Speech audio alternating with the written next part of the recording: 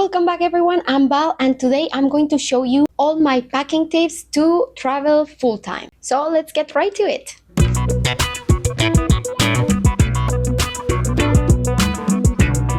So I decided to make this video because basically we've seen everywhere a lot of videos about packing and packing tips and how to pack with a carry-on only for long trips, short trips, Southeast Asia, Europe, all of the possible options. But as many of you know, I am a full-time traveler, which means that even though packing for a long trip may work, to be honest, traveling full-time is more than a long trip. So you need to keep in mind things like destinations, weather, seasons, that are basically things you don't keep in mind, not even if you do a long trip. So if you're a full-time traveler like me or you're planning on becoming one, this is how I pack and these are all my tips. So the first one, as usual, is choosing your luggage first. I only travel with a carry-on and I will recommend you do the same because it has two main advantages. First, it will save you on luggage costs, which is a lot, and you can actually use that money for something more fun like going into a luxury restaurant or paying for an expensive experience in the place you're at rather than paying for luggage.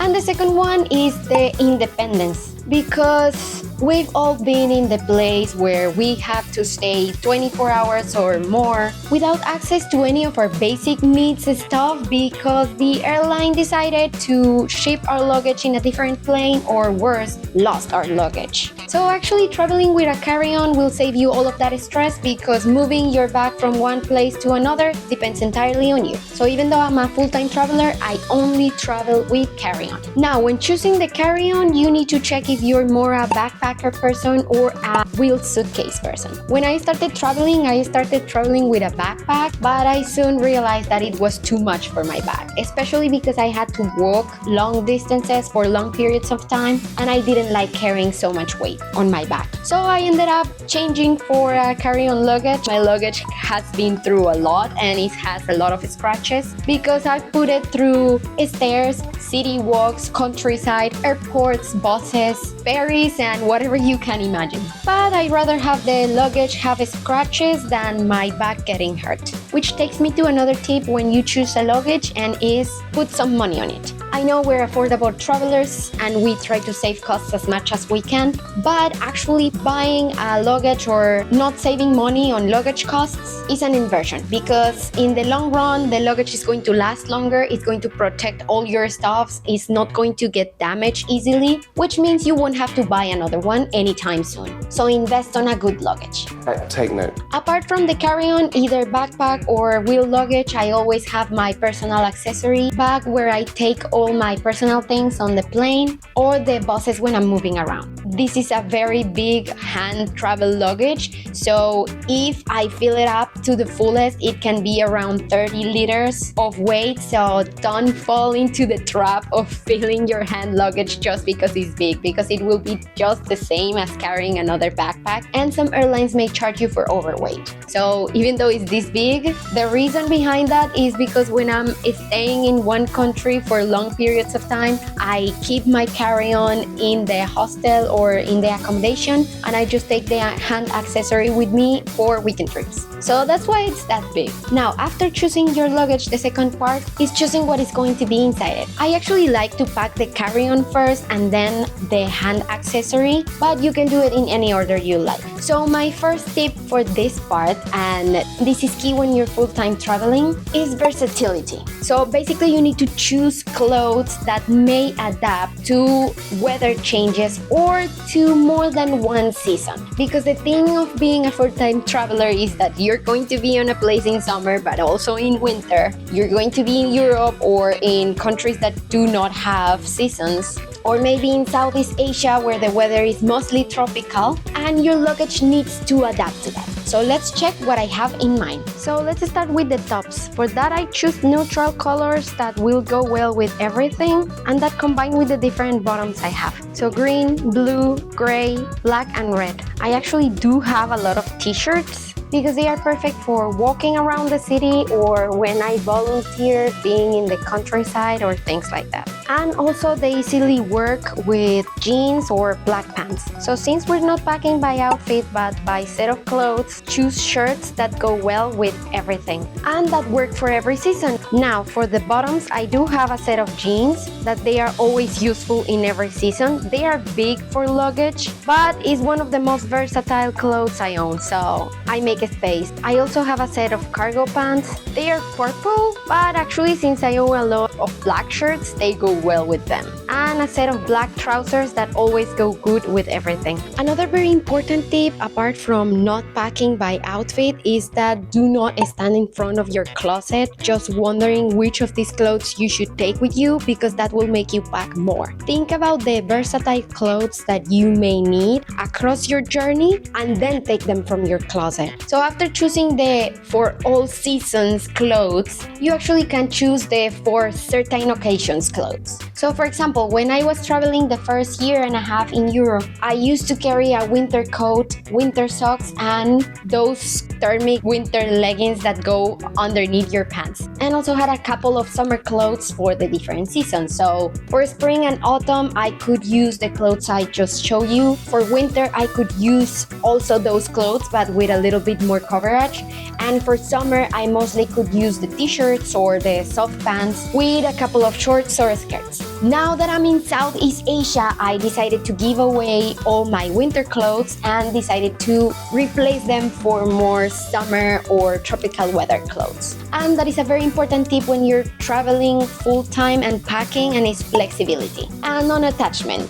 You need to be able to let go of those clothes. I know you may like them, but believe me when I tell you that on the long run, you're not going to remember them. I don't remember the clothes I first packed when I left Colombia, and I've changed my luggage a couple of times. Because remember that you're limited, so if you want to get a new set of clothes or things like that, think about stuff that you can discard from your own luggage to replace them. So my for special occasions clothes are these ones. So I changed the winter clothes for one extra shirt, summer shirt, as you can see I cannot use this in winter, and some soft trousers. They are very light, which makes them perfect for this weather. Now for my summer clothes that also are my Southeast Asia clothes, I have a set of jean shorts, which again, jean things are very versatile and useful for many outfits, and black shorts, which are also very useful with every other shirt I own. The key in all of this is actually washing, so you can find washing places in absolutely every place you go to, so just decide when you're going to wash your clothes and that's it. That's why you don't need to pack more. Now also for the extra things, one swimsuit, underwear. I wash my underwear every single day, so I don't need that much underwear since I always have clean ones, and a few pairs of socks. Again, not too many because the key here is washing. Finally, for the extras, I also carry with me a set of gym clothes and some pajamas that are just an old t-shirt and old pants. And finally, one summer dress, because yes, you can pack cute clothes when you're traveling, and one elegant dress. Since we're traveling full-time, we never know when we have an elegant event, or like when I went to the Moulin Rouge, you go to a place that has a dress code. So I carry an elegant or party dress with me as well. Just one, and I do not carry heels. Now, after we have all the clothes settled, we're going to pack the things around them. So for that, we're going to choose shoes and other accessories. For the shoes, I carry with me 2 pairs of shoes and a pair of flip-flops. I'm usually wearing one of the shoes and the other I keep them in my bag. And a final thing for the carry-on luggage in itself are of course toiletries.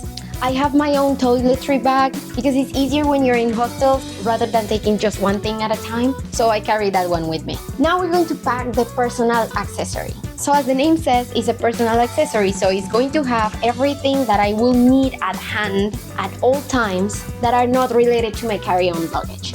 So let's see what it has. The first thing I pack is everything I need for my work. So my computer, everything I need for filming, my headphones, and all of those related items. Now for entertainment, I carry my Kindle with me, and I actually carry a portable speaker with me as well. It has been very useful for when I volunteer and there is no music around. And I also carry this very useful cable organizer where I have all my chargers and cables. Of course, I also carry all my personal items like my wallet, my passport, all my cards, all my jewelry also in a portable organizer, and I carry a small first aid kit with a lot of band-aids and my medicines because I am prone to small accidents, so I have a lot of cuts and bruises, so I always carry that with me. And that's how I pack for being a full-time traveler. So in conclusion, the way to do this is first think of the main destination that you're going for the first chunk of your trip or your next few months. So for example, when I was traveling in Europe, I was 1 year and a half there, so I need to keep seasons in mind.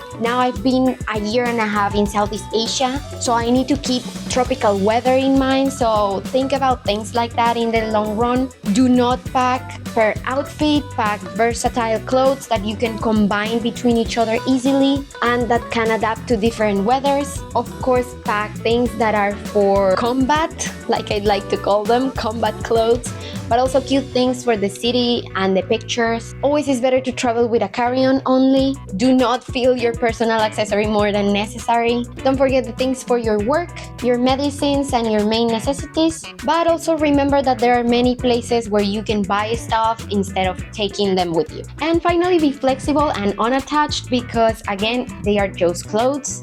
It's not just that. So you may need and want to change them across your journey without making your bag bigger or heavier. And that's it. I hope these tips are useful for you. I hope they help you if you're planning on traveling full-time like myself or making a long journey maybe. Remember to share in the comments if you have any other questions about this or any other packing tips that we may use. That's all for today's video. Don't forget to give me a thumbs up if you like it and to subscribe and turn on notifications so we can keep growing. Thank you so much for watching this video, and I will see you all on the next trip.